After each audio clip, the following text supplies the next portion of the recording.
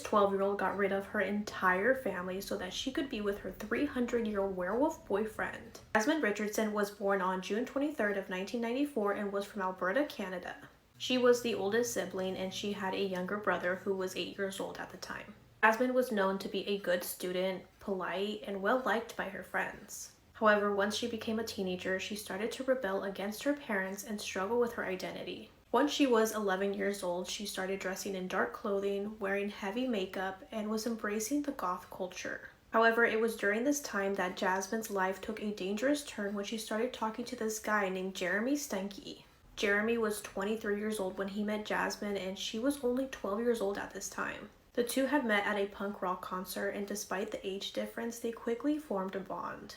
Jeremy was known for his disturbing beliefs and behavior, and he claimed that he was a 300-year-old werewolf. But Jasmine was drawn to his rebellious and edgy persona. She saw Jeremy as an escape from her parents' rules and expectations. The two started a secret relationship, and it quickly escalated from flirtation to something far more dangerous. Jasmine's parents were deeply concerned about this relationship and didn't want their daughter to see Jeremy. Jasmine felt misunderstood and even more distanced from her parents. Her anger and frustration grew towards her family, and Jeremy came up with the idea to eliminate anyone who stood in their way. As Jasmine and Jeremy's relationship progressed, their conversations became more dark and twisted.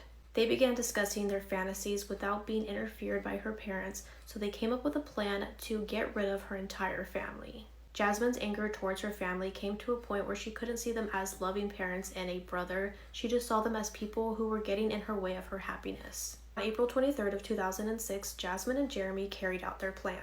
That evening, Jeremy arrived at Jasmine's home armed with a knife. He was dressed in all black and his face was covered with a mask. Jasmine had let Jeremy inside of the home and she saw as he attacked her mother first.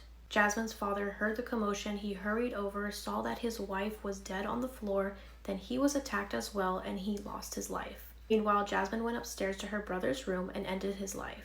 Once they were done, Jasmine and Jeremy fled the scene and they truly believed that they had succeeded in their plan. They spent the night at a friend's house and they were just seen laughing and acting like nothing out of the ordinary just happened. The next day, on April 24th, a young boy went to Jasmine's home who was friends with Jasmine's younger brother, and he saw that the front door was open and he was met with the gruesome scene, so he ran back home, told his mom, and she called police. Once authorities arrived to the scene, they saw the bodies and saw that Jasmine wasn't there, so they thought maybe she was abducted or harmed, but that was not the case. Evidence was found at the scene, including emails and text messages between Jasmine and Jeremy, and it was revealed that they were both in on it. Police issued an Amber Alert for Jasmine, and they were on the hunt to find Jasmine and Jeremy. The couple was found the following day, and they were arrested and charged with 3 counts of first-degree murder. Once this case was sent to trial, many were trying to comprehend how a 12-year-old girl could do this to her family. Jasmine was sentenced to 10 years in custody and Jeremy was sentenced to 3 life sentences without the possibility of parole for 25 years. Jasmine, who is now going by a different name, was released in 2016 and Jeremy is still in prison.